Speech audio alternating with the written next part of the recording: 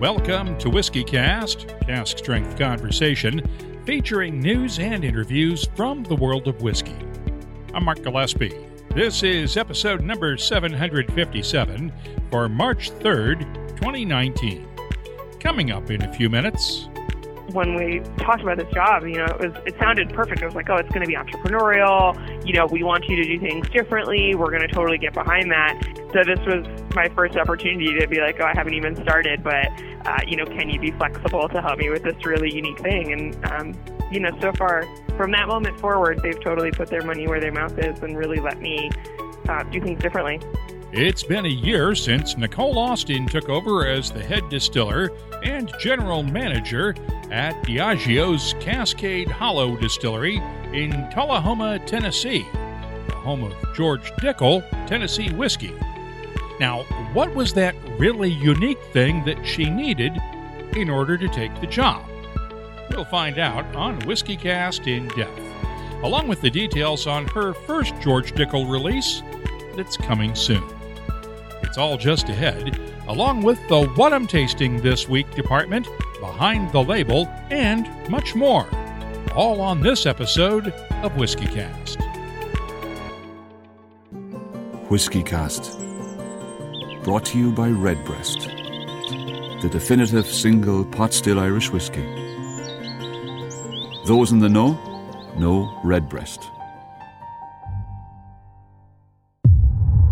From far beyond the wall comes a whiskey for those who face the oncoming storm and never stop walking. Winter is here. White Walker by Johnny Walker. White Walker by Johnny Walker. Blended Scotch whiskey, 41.7% alcohol by volume. Imported by Diageo North America, Norwalk, Connecticut. Please drink responsibly. Let's get started with the news. It's brought to you by Highland Park. And we'll begin this time around in Japan. Back in January, we reported on Suntory's decision to stop production on some versions of its domestic whiskeys because of supply issues. Now, Nikka has announced plans to stop bottling the Nikka 12-year-old and temporarily halt production of its coffee grain and coffee malt whiskeys. However, Nikka will release limited edition whiskeys from both the Yoichi and Miyagikyo distilleries next week to mark the 50th anniversary of the Miyagikyo distillery. There's also word that a new no-age statement, Nikka Tailored, will be released in Japan about a month from now, with export plans still to be confirmed. In addition, the Nikkei Asian Review reports Nikka owner Asahi Group Holdings plans to invest in new warehousing capacity at Miyagikyo. It should increase the storage capacity there by 40%. No price tag was announced for that project. Meanwhile, another expansion project is officially underway now on Islay, where Distell is spending around $14 million to upgrade Bunnahabhain Distillery. Distell's Derek Scott says visitors to Bunnahabhain this year will have to be patient. I was joking with my colleague who runs the operational side of our business. We seem to have spent an awful lot of money on knocking stuff down over the last sort of 6 to 8 months. So quite a lot of the old village at the back of our site has now been cleared. We originally looked to see if we could develop all the houses at the back there, but they were 1960s development that really hadn't stood the test of time terribly well. So they've all been knocked down. We have knocked down a couple of warehouses to make space for a new filling store and to sort of right size our warehouse needs. We're still going to be maturing all of Bunnahabhain single malt on the island. But there were a couple of warehouses that were at such a state that if we didn't knock them down, I'm afraid they would have come down by their own accord. And the building of our new visitor centre starts hopefully in about 2 to 3 months' time. At the same time, there's an awful lot of operational work that will be happening over the next sort of 12 months, including sort of roof repairs and what have you. So a lot of work going on there. It's a busy old place. The goal is to have the new Visitors Center open in time for next year's Isla Festival at the end of May. It'll be located along the shoreline where some of the old warehouses had been built decades ago. In other news, Ardbeg has released details on this year's limited edition. Ardbeg Drum is a rum cask finished single malt. It's available now to Ardbeg Committee members, while the regular version will be out on June 1st, which is Ardbeg Day at the Isla Festival.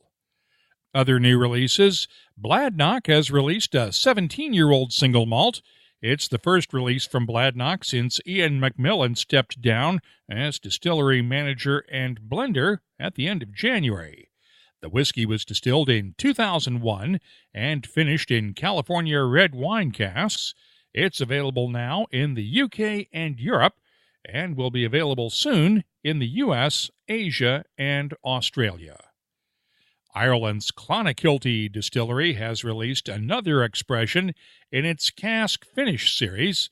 It's a sourced 9-year-old single-grain Irish whiskey that's finished in Bordeaux wine casks and comes out just as the distillery opened its doors to the public this weekend. In fact, their first fill-your-own bottle offering at the distillery is this single-grain Bordeaux finished cask, though it is also available at retailers as well. No word on pricing. After shaking up its range last year with the new Solio collection, the Glenrothes has now turned its attention to the online market. There's a new Aqua collection with 2 initial expressions, a 12-year-old that is different from the Solio collection's 12-year-old, and the Whiskey Maker's Dram. It's selling for £40 a bottle, while the 12-year-old carries a £50 price tag. That's around $66 a bottle. The whiskeys are available through the Glenrothes website for shipping to 27 countries, not including the U.S. The Glenrothes is owned by Edrington, and the company's Americas division is expanding its reach into the bourbon business. Last year, Edrington signed a strategic partnership deal with Wyoming Whiskey, while quietly test marketing Noble Oak Bourbon in the Seattle area. That test was successful, and Noble Oak is gradually being rolled out into other markets. It was being poured at Whiskey and Barrel Night this week in New York City. The whiskey itself comes from MGP, but is then taken to Kentucky and finished with sherry cask staves using a process that's being called compression finishing. Noble Oak carries a recommended retail price of $29.99 a bottle. You'll find my tasting notes for it at whiskycast.com. Barrel Spirits' Dovetail whiskey has a similar origin story, at least the Indiana part. Barrel Spirits founder Joe Beatrice is having trouble keeping up with demand for Dovetail after its release just before the holidays. It's a blend of an Indiana whiskey, Tennessee bourbon, and we finished the Indiana whiskey in Dunn Vineyards Cabernet barrels, and then we split up the Tennessee into some of our rum barrels and some LBV port pipes we had. And it's just a very beautiful blend. It's delicious. I'll have my tasting notes for Dovetail soon at whiskycast.com. And Joe Beatrice says there will be another batch of his Barrel Craft Spirits bourbon coming later this year. The initial release received rave reviews, with Fred Minnick naming it his American Whiskey of the Year for 2018. That boutique whiskey company made its U.S. debut at Whiskey and Barrel Night as well. The UK-based independent bottler has been working on a U.S. rollout for some time now, and Dave Worthington says some of the initial releases will be familiar to their European customers. Most of the bottlings that we've got on the table tonight are probably split with some of our UK batches where we've laid down some bottles for the US. But there's a lot sitting in customs waiting to get through, down to the recent episode that you've had with your government staff. So they've been sitting around waiting to come through. And we've got an awful lot that we're bottling now. We've got our own bottling plant in Edinburgh now. And things they're working flat out like lizards drinking. What did you have to do to get these bottles into the U.S.? Because I know that normally they're bottled in 500 ml bottles in the UK. Yeah, in the UK we bottle in half-litre bottles. In the US we can only do 750 or 375. So we've got a new line in 375 that are specifically for the US market. The whiskeys will be rolling out to U.S. retailers gradually, starting in major U.S. cities. One of those cities could be Nashville, where the population is growing, and so is the demand for whiskey. Nashville's airport is in the middle of a long-term expansion project, and the Tennessee Distillers Guild will be part of the airport's future. The Guild's Heath Clark of H. Clark Distillery and his colleagues have been meeting with the airport's new operators.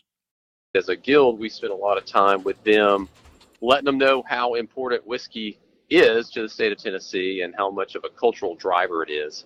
And so through that process, we have been awarded or secured, however you want to look at it, 2 concepts in the new national airport. One opening in November is going to be a restaurant called Three Casks. And it's going to be a restaurant that features, local Tennessee fare, and it's going to exclusively sell spirits produced by members of the Tennessee Distillers Guild. And we're also going to have some local craft beer. But on the spirit side, it's going to be exclusively Tennessee spirits. So from Jack Daniels and George Dickel, Old Smoky to, H. Clark and Nelson's Greenbrier and everywhere in between. So this is an exciting opportunity for us to really showcase to the 15 million current travelers and the 20 million estimated travelers in the near future, what's going on in Tennessee with spirits. The second project will be an airside retail store called The Trailhead that will carry Tennessee Whiskey Trail spirits. It will be part of a new concourse that is scheduled to open in 2023. We have one quick update. Back in January, during the partial shutdown of the U.S. federal government, we reported on Liberty Pole Spirits in Washington, Pennsylvania. They had to wait until the shutdown ended to get their federal label approval for their new peated rye whiskey. They now have that label approval in hand, and the whiskey will be at retailers soon. You'll find my tasting notes for it at the WhiskeyCast website. And finally, you may have seen the clickbait stories online this week about an $18 supermarket whiskey that was supposedly named the world's best Scotch. As with most clickbait stories, though, that's not the real story. According to those stories, Lidl's 8-year-old Queen Margot blended Scotch was named the best Scotch whiskey at Whiskey Magazine's World Whiskies Awards. Now, there's a bunch of stuff wrong with that story. One, the winners of the competition won't be announced until the end of this month on the eve of Whiskey Live in London. In fact, the final judging has not even been completed yet. What Queen Margot did win was one category, Best Blended Scotch 12 years old and under. It'll compete against other blends for the Best Blended Scotch Whiskey Award, and the winner of that one goes up against blends from other regions for the title of the world's best blended whiskey. In fact, the competition does not even name a world's best Scotch whiskey, period. For the record, I served as a judge in that competition for several years when I was the U.S. contributing editor for Whiskey Magazine, but I stepped away from both of those roles many years ago. You can keep up on the latest whiskey news all week long at whiskycast.com. The news is brought to you by Highland Park, the Orkney single malt with Viking soul. The Khaleesi may have her dragons, but only Highland Park has the Dragon Legend. It shows off the richer and smokier side of Highland Park. Like the dragons, you won't find the Dragon Legend everywhere, but the quest for it will reward you in the end. Find out more about the entire Highland Park range at highlandparkwhiskey.com. Time now for the Whiskey Cast calendar of events. Suntory Master Blender Shinji Fukuyo will lead a blending class this Tuesday night in Chicago at the Binny's Lincoln Park store. The LCBO will have an Irish Legends tasting in Toronto on Thursday night at the Rec Room. The U.S. chapter of the Scotch Malt Whisky Society will have a St. Patrick's Irish Whiskey release party that same night at the Haven in Boston. Ardbeg's Escape Bus Tour is back for 2019 and will make tour stops this coming weekend in Nashville and Franklin, Tennessee. Julio's Liquors in Westboro, Massachusetts hosts Middleton Master Distiller Brian Nation for a tasting on March 13th. Dealing Whiskey Company has its annual Spirit of Dublin St. Patrick's Day Craft Fair on the 16th in Dublin, Ireland, and the Newcastle Whiskey Festival is that same day in Newcastle, England. I'll be in Cornwall, Ontario for the Wonderful World of Whiskey show at the NAV Center. It's March 21st through the 23rd. That same weekend is also Whiskeys of the World in San Jose and San Francisco, California, along with the New Orleans Bourbon Festival and the Midlands Whiskey Festival in Stourbridge, England. Finally, the Franklin Institute in Philadelphia has its annual Science After Hours Speakeasy Night coming up March 26th. Right now, we have 213 different events worldwide on our searchable calendar at whiskycast.com. Just click on the search button to find out what's happening in your area or wherever you'll be traveling soon. From deep in the north, far beyond the wall, the howl of the frozen wind brings word of something new. A whiskey from the land of always winter, for those who face the oncoming storm and never stop walking. Winter is here. White Walker by Johnny Walker. White Walker by Johnny Walker. Blended Scotch whiskey, 41.7% alcohol by volume. Imported by Diageo North America, Norwalk, Connecticut. Please drink responsibly. Whiskey Cast In Depth is brought to you by Lagavulin. A year ago, Nicole Austin became one of the few craft distillers to make the jump to running a distillery for one of the industry's giants. After years at Kings County Distillery in Brooklyn, New York, and a project as commissioning engineer for William Grant & Sons at the Tullamore D.E.W Distillery in Ireland, she took on the job of managing Diageo's Cascade Hollow Distillery in Tullahoma, Tennessee. That's where they make the George Dickel Tennessee whiskey. Nicole started off with a bit of controversy. She sent handwritten letters to a number of writers and other people within the distilling industry outlining her plans for Cascade Hollow, and she distanced herself from 2 new releases that came out just as she took the job. Now, Nicole Austin is about to release her first whiskey since moving to Cascade Hollow, a 13-year-old bottled in bond George Dickel. And that's where we started our discussion. Since I got here, I've been thinking a lot about what innovations maybe do I want to create? Like, what new whiskeys do I want to create? Because that's the whole idea behind, Cascade Hollow. And I know a lot of people have asked that question around, what does making you the general manager and distiller of Cascade Hollow Distilling Company as opposed to Dickel mean? I think their intent was to give me a certain amount of freedom to create Cascade Hollow Distilling Company as an entity, which would have potentially new whiskeys or new other spirits coming out as a part of it. So this is only, I would say, my first foray into new things that I want to create, but it's a bottled in bond. So it's going to be George Dickel bottled in bond whiskey, which I'm extremely excited about and super proud of. It's so not just bottled in bond, but the liquid is actually 13 years old. So the distilling season was fall 2005. For this liquid, and it's a couple of lots of liquid that I found as I was just doing like a mature stock inventory review to try and understand the maturing stock that we had at Dickel. And these particular whiskeys I just thought were really stunning. And so kind of pulled them out as something that I knew that I wanted to do something new with. And, for me, Bottled and Bond was the really natural choice because I want this first whiskey that I create to be the thing that kind of sets the tone going forward for what Cascade Hollow Distilling Company is going to be about. And, authenticity and honesty and whiskey quality are such central tenets for me, and Bottled and Bond, it stands for all those things. So it just felt like the right fit. So I'm really excited about it. If I remember correctly, this is your first Bottled and Bond, isn't it? Well, Kings County has one. Okay, I wasn't sure if Kings County had one or not. We do, yeah. So I worked on that, when that was being developed, but I didn't actually get to, so by the time it was released, it was actually my apprentice that blended it.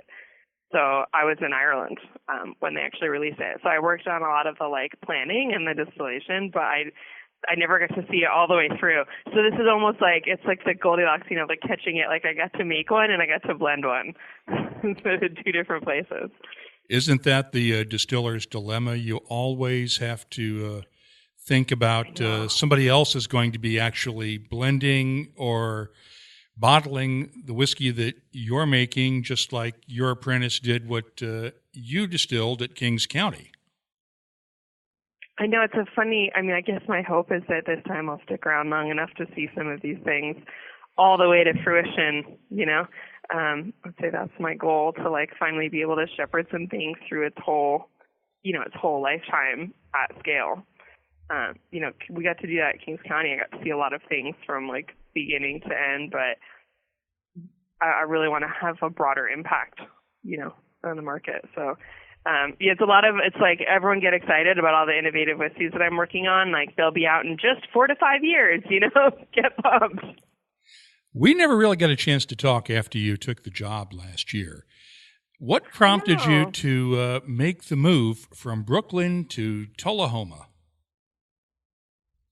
Well, I was actually in Ireland when I got the call of this. So I was in Brooklyn, and then I had taken a role for 2 years to be the commissioning engineer for the grain distillery at Tullamore D.E.W. So I was over there when I got the call about this job, and I had been there for about a year and a half when they called me, and really enjoying just being able to be an engineer and just really getting immersed in the engineering side and all the stuff I was learning about, high level automation, and it was really exciting. And I was living in Ireland, which is exactly as magical as I thought that it was going to be. And I was completely prepared to settle down. I had bought a horse. I had a house in town. I was, I could get from my house to the stable, a castle, a pub, and my distillery in within 10 minutes. So I was pretty much sorted. But then I got the call about this, and I flew over for 24 hours when I was considering taking this job, and I got to basically squeeze in to see the distillery. I asked to see their inventory to see how many maturing casks they had, and ask some questions, right? What is it like? And have you been to this distillery? I have not been down there yet, and I need to get down there. Well, so that explains why you have a question about why I would take this job, because if you'd been to the distillery, it would be immediately obvious. It's to me... Well, I didn't question why you took the job. I questioned you about the move from Brooklyn to Tullahoma by way of Ireland, and Tullamore and Tullahoma have a lot in common besides similar sounding names. Small towns, I know, small towns, long distilling history. But the distillery is beautiful, right? And it's to me, it's perfect because it's, I feel like Goldilocks, right? Kings County was amazing and it was deeply satisfying, but it was too small to ever really have the kind of, impact that I wanted to have and be able to try new things and get support behind it. And Tullamore was incredible and I learned a ton, but it was so big that I was only ever going to be a cog in the machine, and I'd never really be able to have ownership over it. So this was just right. This was it's big enough to have an impact, and it's small enough to really be able to try fresh and new things. And it's just this beautiful untouched distillery that I can really put my fingerprint on. So that's why I came here. It wasn't any particular desire to I didn't have like a burning desire to move back. But when this opportunity came up, the idea that this stock of whiskeys and this like beautiful distillery would be mine, I mean, couldn't say no. I know the question that's on every listener's mind right now. Did you bring the horse? Yes, I did. Yes, I did, which was quite a procedure. So, yes, my horse flew over from Ireland, which was exactly as challenging as you imagine. I think, Diageo, when I was like, oh, I'd love to take this job, but I need you to help me bring my horse back to the U.S., they were like, huh? you need what? But yeah, they got behind it and helped me, and I brought her over. They come over on an airplane and then have to sit in quarantine for like a month. And so that was a nerve-wracking time. And then, of course, the day, I don't know, we haven't hardly talked in a while. So literally the day she arrived out of quarantine, I was riding another horse and I fell off and I had a really bad concussion and I fractured my spine and was just like thrown out of commission for a month. But that day, as I was experiencing that concussion, apparently I kept remembering over and over again that Violet had arrived, and so I kept like getting excited over and over again, like the fish from Finding Nemo, that my horse had arrived from Ireland, but then forgetting 2 minutes later. So I remember any of that, but apparently it was quite trying for the people around me. This may be the most unusual negotiation I've heard yet for a distiller is to, you got to bring my horse with me.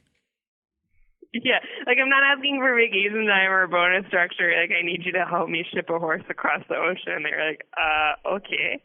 But I mean, for me, it was a fun test. It was like, let's see.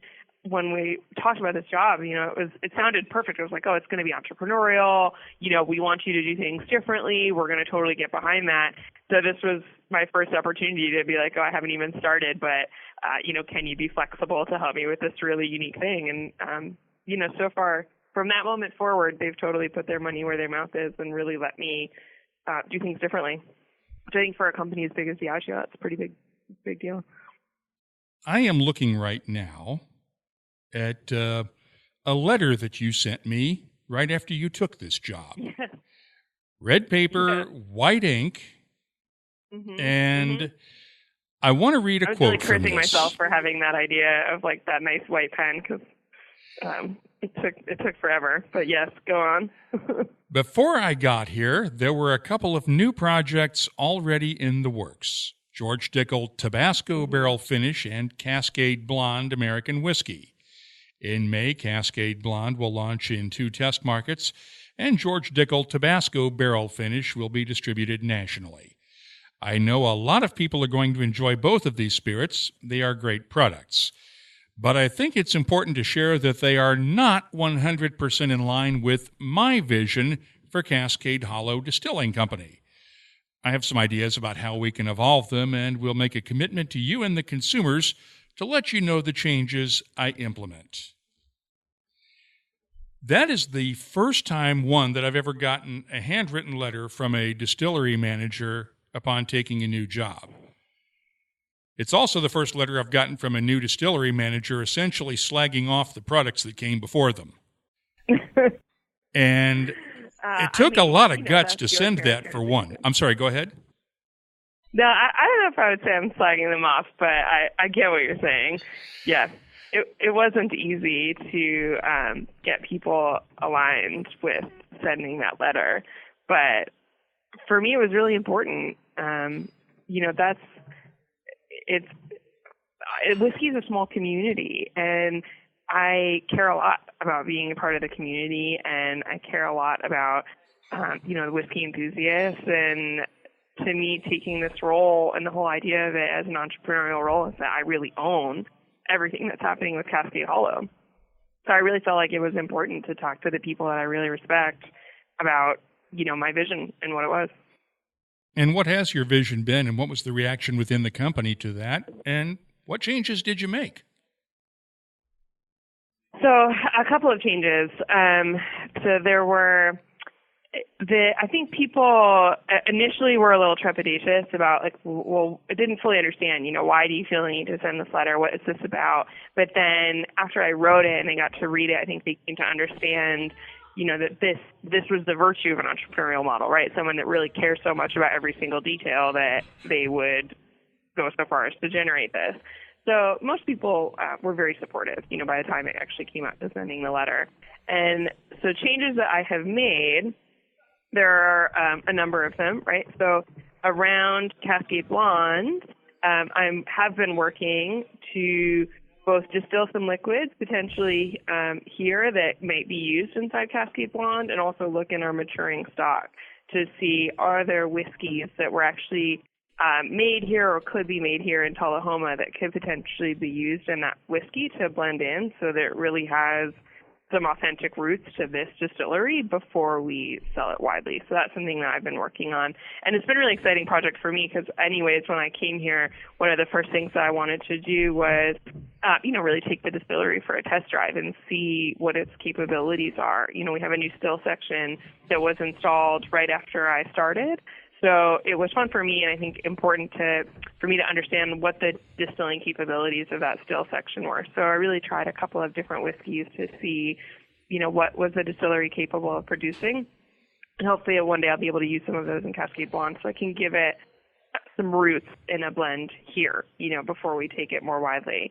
And with Tabasco, a lot of that for me was about education. So as much as that product is probably not something I would have ever sat down and come up with, but the reason we still went ahead with the release and are still selling it is because I'm quite proud of what's in there. Like, it's not something I would have ever come up with on my own, but it's a cool product. Like, it's aged whiskey, it's good whiskey, it's not like young whiskey, it's good mature whiskey that's then actually finished in ex-Tabasco casks. So I don't know how much you know about how they make Tabasco.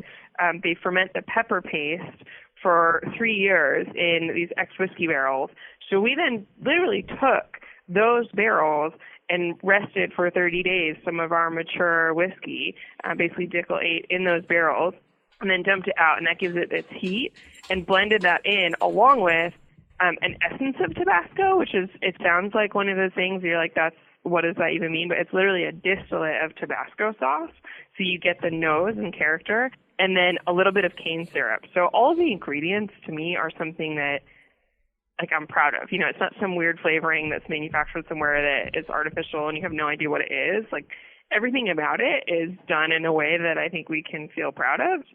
So that's why I still went ahead with it, but it's just not something I would have come up with on my own, right? It's not the things that inspire me about whiskey. But I really like it. Like, I was skeptical when I initially took the job and we had the meeting and they told me what they planned. It's like, all right, well, let me taste it, and if the liquid is good, then okay. And I actually really like the liquid, so we went ahead with that. But bottled and bond for me, when you talk about changes, this is my first release, right? This is the one that I think shows the path, the vision, what I want to do with Cascade Hollow. And so that's why, I really wanted to have the opportunity to talk to people about it and let them know that, Cascade Blonde and Dickel Tabasco, while they're excellent products, is not where my passion is. That my passion and vision for Cascade Hollow Distilling Company has a little bit different kind of look and feel.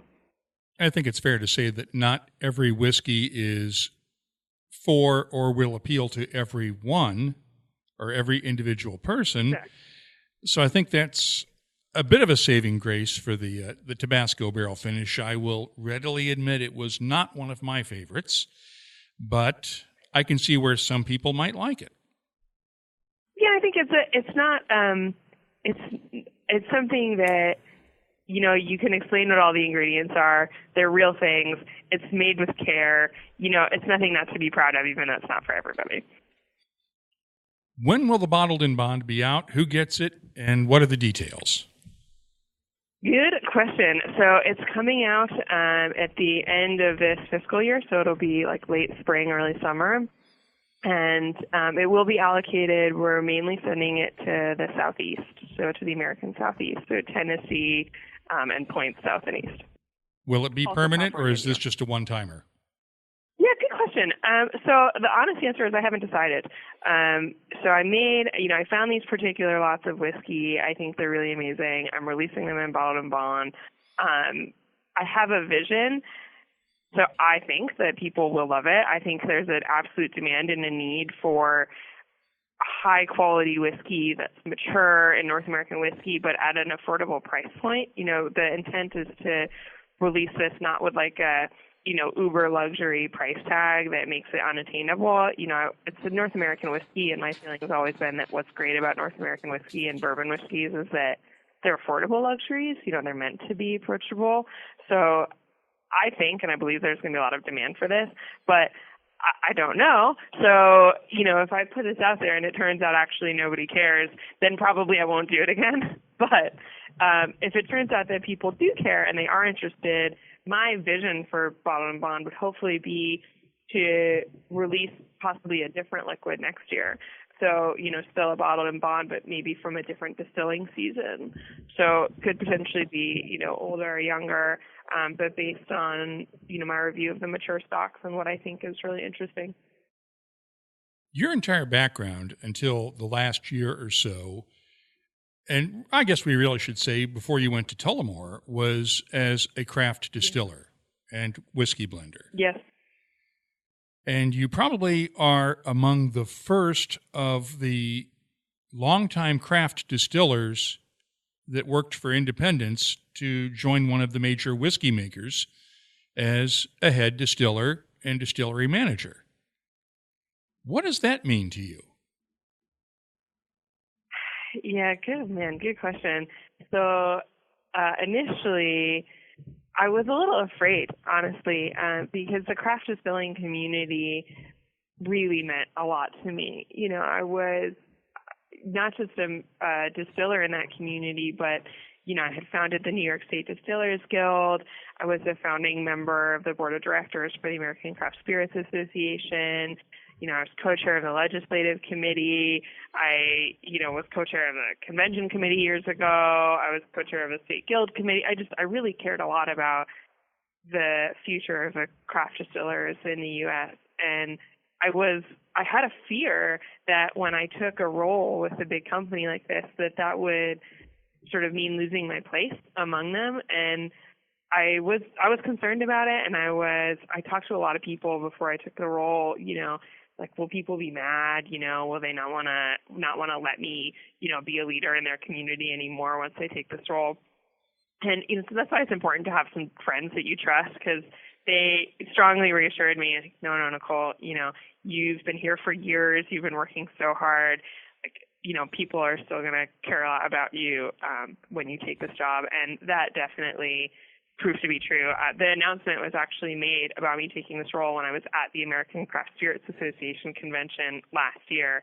And everyone was incredibly supportive. I think really proud. We're all proud of what we've created, that we took, American craft spirits industry, which functionally didn't exist, 15, 20 years ago. It was, there's some real distillers that were doing some amazing things, but a coherent industry really didn't exist. And in a pretty short time, we took it to something that was valuable and powerful and interesting and really having an impact. And I think they saw, my recruitment as a sign of like what we've all accomplished to make craft spirits so valid and important. Everyone has really stood behind me, embraced me. I'm still very much a part of the community. Funny story at the last convention, but there's a group of distillers. It's sort of an informal group. I would refer to them as my family of choice, but we all get together at the convention and they, almost as a joke more than a real thing, elect a king every year, someone who's going to be a king of the good guys. And this year they elected me their first ever queen, which was a funny little honor. And it realistically involves being thrown in a pool, but at the convention, I don't know, it was a sign to me that people still really value me in the craft distilling community, even though I've taken this role, and it's something that meant a lot to me.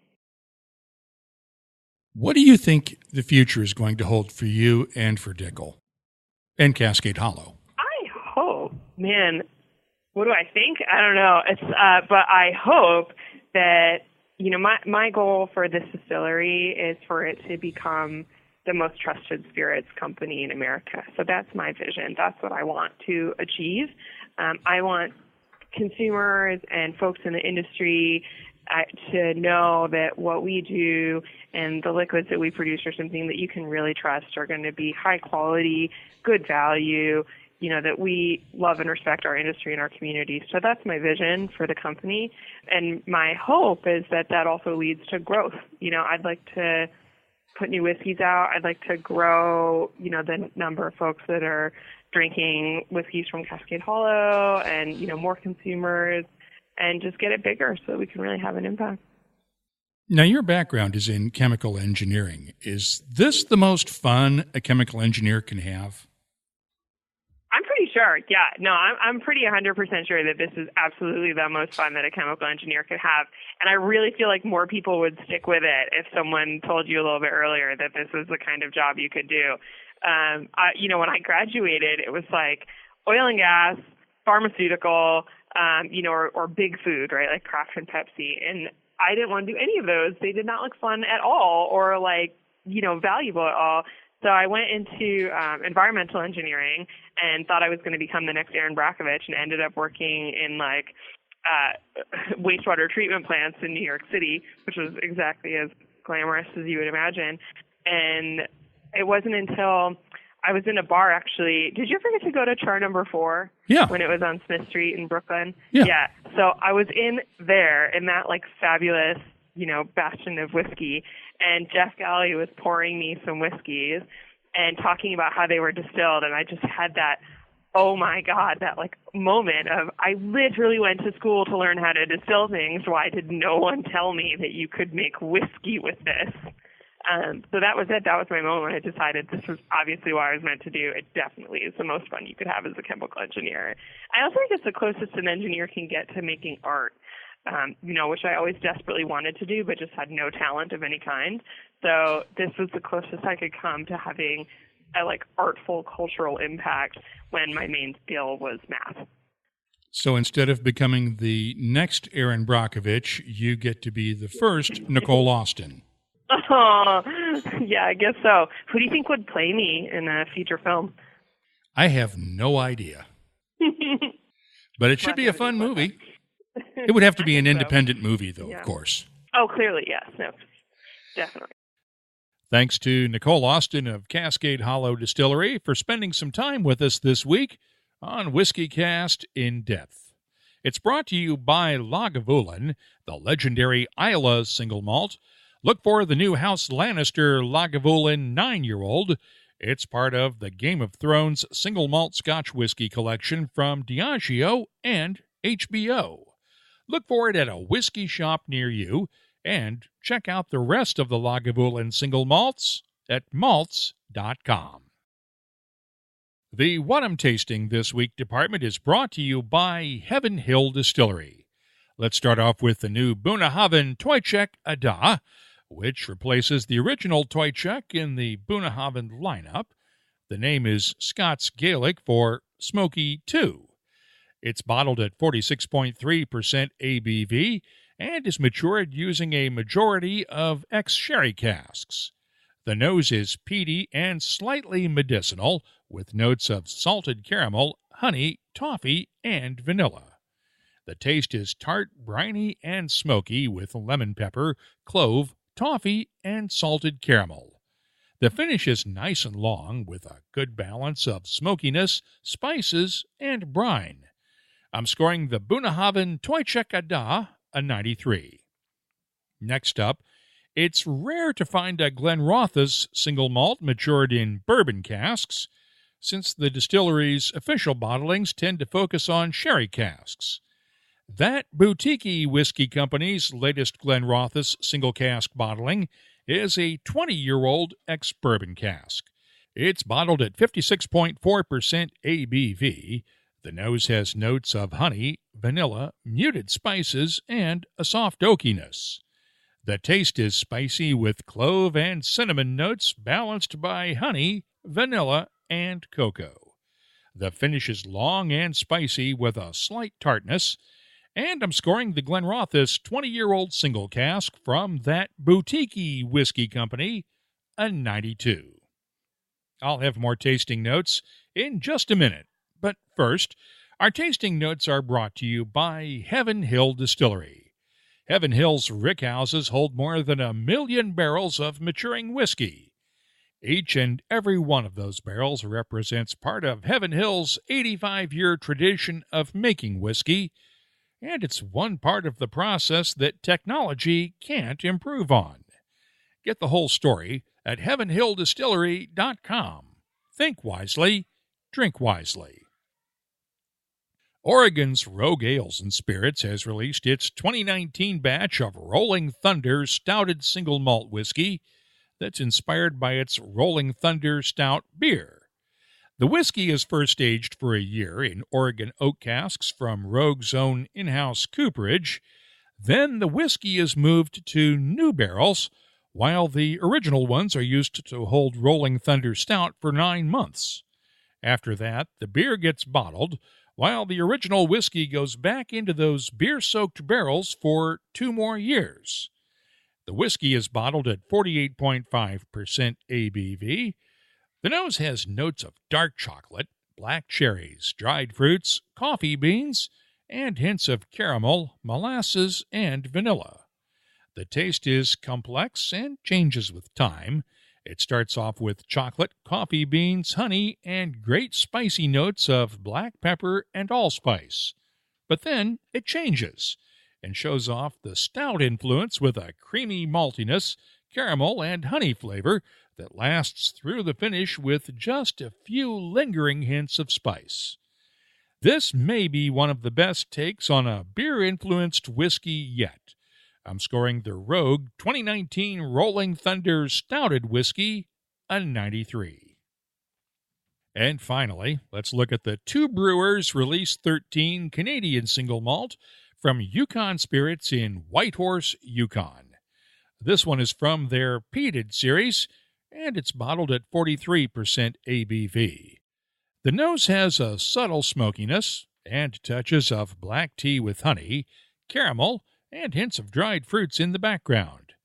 The taste has campfire smoke, barbecue sauce, and a nice balance of dried fruits and spices. The finish is long and well-balanced with a soft smokiness. I'm scoring the Two Brewers Release number 13 Canadian Single Malt a 93. The What I'm Tasting This Week department is brought to you by Heaven Hill Distillery. I'm adding these tasting notes to our searchable list of 2,500 different whiskeys from all over the world. You'll find it at whiskycast.com. Redbreast fans have always cherished our whiskey's sherry notes, so we set out to embellish that character. Introducing the Redbreast Listowel edition, a quintessential single pot still Irish whiskey finished in first fill Oloroso sherry casks from Spain's prestigious Bodegas Listowel. Carrying Redbreast's trademark pot still spices and dark dried fruit notes, the Listowel edition is graced with an enduring sherry finish that would be better described as a final act. Discover the newest branch on the Redbreast family tree. Let's open up the inbox now for Your Voice, presented by Lot 40. Last time around, we talked with Joyce and Autumn Nethery of Kentucky's Jephthah Creed Distillery about the Bloody Butcher heirloom corn that they're using to make their whiskeys. Yvonne Stoller asked on our Facebook page how close Bloody Butcher is genetically to the Jimmy Red corn that's used by High Wire Distilling in Charleston, South Carolina. Jimmy Red got its name from James Island on the South Carolina coast. And appearance-wise, Bloody Butcher and Jimmy Red look pretty similar. I have asked around, but I am still trying to get a good answer to this question, and as soon as I get one, I'll let you know. It's almost Drams for Fams time again. Last year, around this time, back in episode 681, we talked with Travis Watt of the Edmonton Scotch Club about the club's project to get other whiskey clubs to support local food banks each May. The gang in Edmonton is already working on its Drams for Fams event, and The Pittsburgh Whiskey Friends Club is too. They sent this tweet: starting to get bottles in for our Fagial Ardbeg Day event on Saturday, June 1st, starting with Ardbeg Perpetuum. Our plan is to raise funds for the Greater Pittsburgh Community Food Bank as our Drams for Fams effort. More details soon. And Ajay at Whiskey Consult tweeted this: Mark, thanks for supporting Drams for Fams. Without WhiskeyCast, I never would have connected to this event. Great initiative from the Edmonton Scotch Club. #Whiskey Community. And we will get Travis Watt back on the show soon to share more details on Drams for Fams. On those stories about the Lytle Queen Margot whiskey I mentioned in the news, after the website Food52 fell for the hype, Mark Hancheroff at mhanch on Twitter tagged us on this reply: Are you kidding me? I wish I could say we were. And thanks to Stefan Berggren at Guzefreak on Twitter for this tip from Belgium. Mark, I was in Hull, just outside of Brussels, at Brewery Den Herberg. They are making some phenomenal whiskey. Keep an eye on them.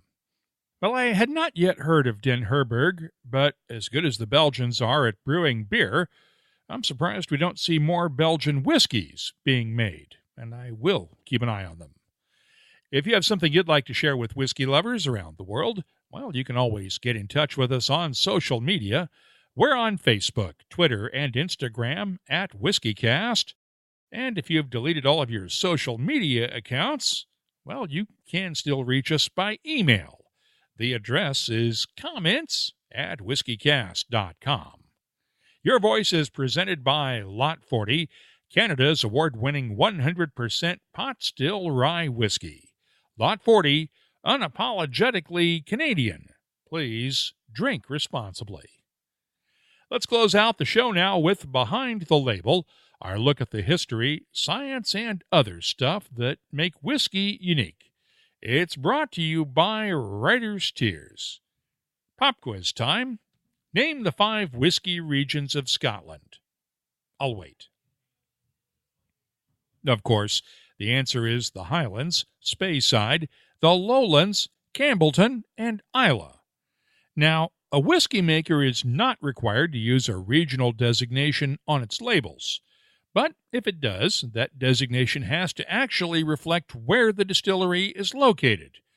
Or the whiskeys that make up a blend with a regional designation, for example, the remarkable regional malts range from Douglas Lang & Company. There's only one way, though, that a distillery can choose between 2 regional designations. Since Speyside lies completely within the Highlands region, distillers there have the choice of whether to label their whiskeys as Speyside or Highland whiskeys. Not every whiskey maker who could use the Speyside designation chooses to. For instance, the Macallan, Glenfarclas, Aberlour, and Speyburn all label their whiskeys as Highland single malts. And the largest distillers in Speyside don't use either one. The Glenlivet and Glenfiddich don't use any regional designation at all. If you have something you'd like us to look at on Behind the Label, just use the contact form at whiskeycast.com to get in touch with us. Behind the Label is brought to you by Writer's Tears. Writer's Tears Copper Pot, an 18th century style of premium Irish whiskey, blended from single pot still and single malt. Like yourself, it's one of life's treasured rarities, and what's rare is wonderful. Writer's Tears Copper Pot. That's all for this edition of WhiskeyCast. You'll find links for the stories in this episode in our show notes at whiskeycast.com. That's also where you'll find links for our WhiskeyCast HD videos and the WhiskeyCast Tasting Panel podcast, along with the latest whiskey news, events, tasting notes, the whiskey photo of the week, and much more. Here's how you can help other whiskey lovers discover WhiskeyCast. 1, you can tell your friends about it and show them how to use the podcast app on their phones, too. 2, You can leave a review or rating for Whiskey Cast on your favorite podcast apps. Those reviews and ratings do figure into search results that help other whiskey lovers find the show when they're looking for podcasts. Our cask strength conversation continues all week long online. You'll find us on Instagram, Facebook, and Twitter at WhiskeyCast, or you can just drop us an email. The address is comments@whiskycast.com. From far beyond the wall comes a whiskey for those who face the oncoming storm and never stop walking. Winter is here. White Walker by Johnny Walker. White Walker by Johnny Walker. Blended Scotch whiskey, 41.7% alcohol by volume. Imported by Diageo North America, Norwalk, Connecticut. Please drink responsibly. Whiskey Cast. Brought to you by Redbreast, the definitive single pot still Irish whiskey. Those in the know Redbreast. Whiskey Cast is a production of Cask Strength Media, copyright 2019, and comes to you from the charming, yet regrettably dry town of Haddonfield, New Jersey. I'm Mark Gillespie, reminding you that when you drink, please drink responsibly. Thanks for listening.